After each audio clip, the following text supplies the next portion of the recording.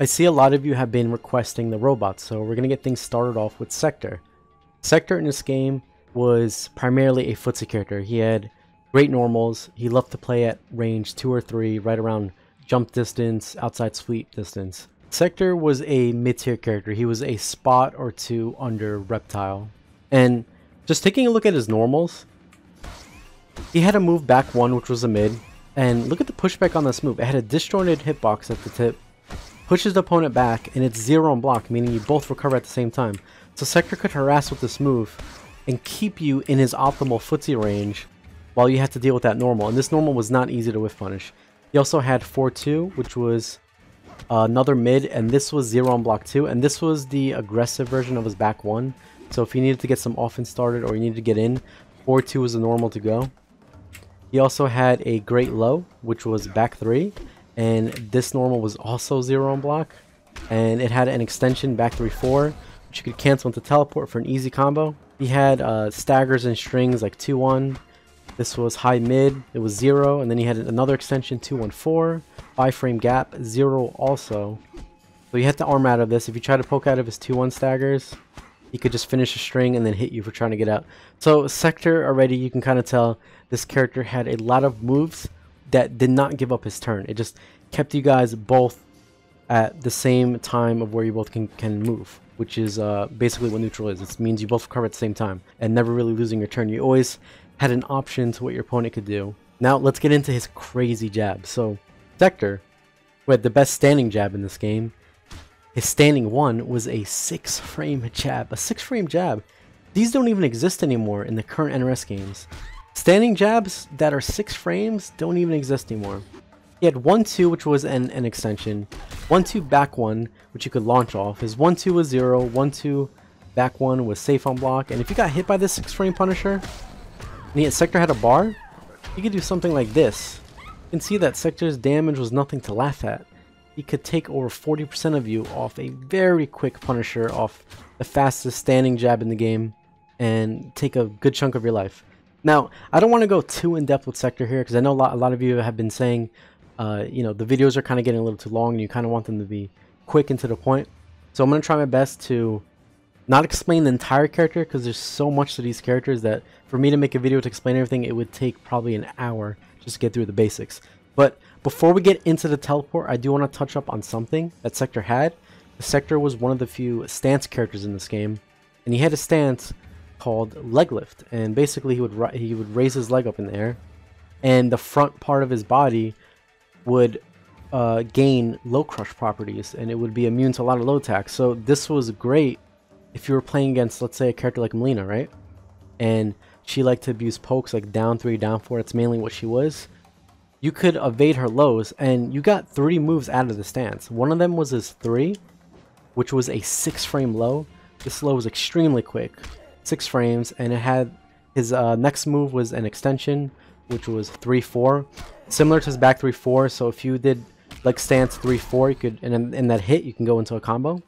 His third move was leg stance 4, and this was an overhead. This was a 15-frame overhead. So you could fuzzy the low and overhead mix up, but Sector players, when they would raise their leg up in the air and they would wait a second, people would think like, oh, he's doing the overhead, you know, because they would cancel the overhead. They would wait, and then the opponent would just go to rise up, and then Sector would delay to 3 and then catch them. So that was a trick Sector had that you had to make sure you did not fall for. You had to really pay attention to what he was trying to do right there. And of course, he could also cancel his overhead into a combo. So you got hit by one of these, he could convert into a combo and get a juggle. Now, back to his evasive low properties.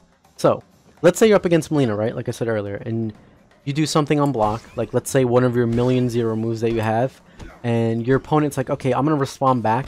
Sector could bait you, lift his leg up, and I'm going to do Melina's down 4, and you can see that it would whiff. And if this happened, he could get a full combo whiff punish and blow you up. And this was amazing. It wasn't only used for down 4s, you could also use it on down 3s. You can see that she can't hit his leg because it's raised up in the air. She has to reach his leg behind there. This was awesome to look at whenever you would watch Sector players play, and they would, like, you know, feel out the opponent, space them out while they're playing footsies, and then the opponent would try, they would make a hard read on, okay, are they going to stick out a low poke or limb here? They would go into stance and then blow you up. That was really cool things to watch. Okay, let's get into the teleport, because I know a lot of you guys are here to see this broken teleport. And looking at the title, just keep in mind this is not the most broken teleport in any NRS game. This is the most broken teleport specifically in MK9. I already have a video planned for the most broken teleport for NRS, and you guys can easily predict who it's going to be about. But anyway, back to Sector. So, the most broken teleport in this game. Let's get right into it. Sector had a move called Telecut, which is down 4 to 4.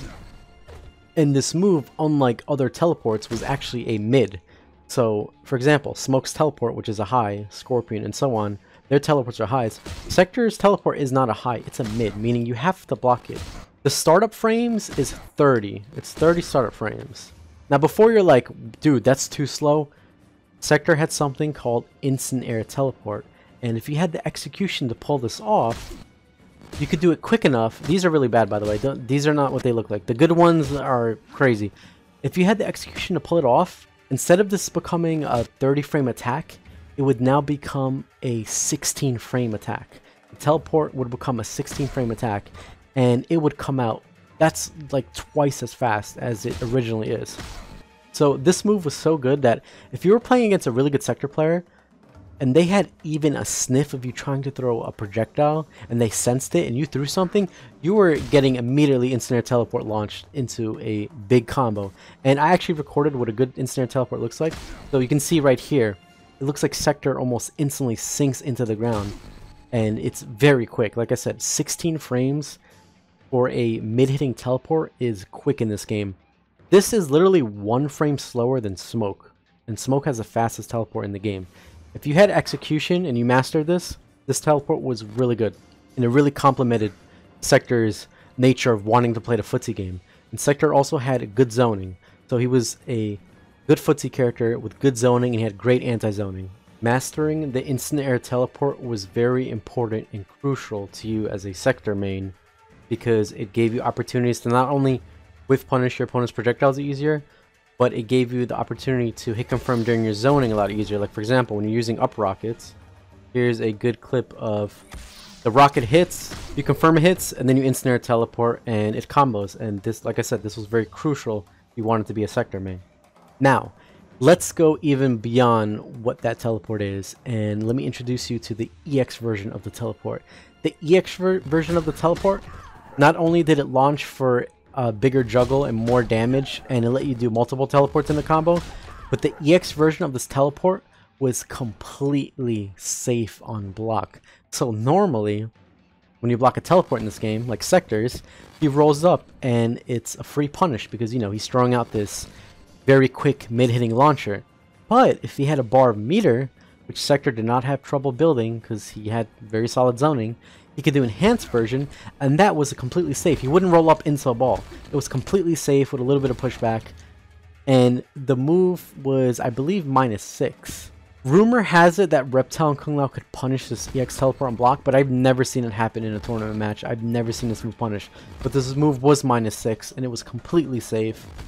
And it was a scary move to have, because again, when Sector had a bar, all of a sudden, there goes out the window is any kind of risk involved. There was no risk now. Now you have to actually be like, oh shit, the instant air teleports, I'm going to eat a big juggle.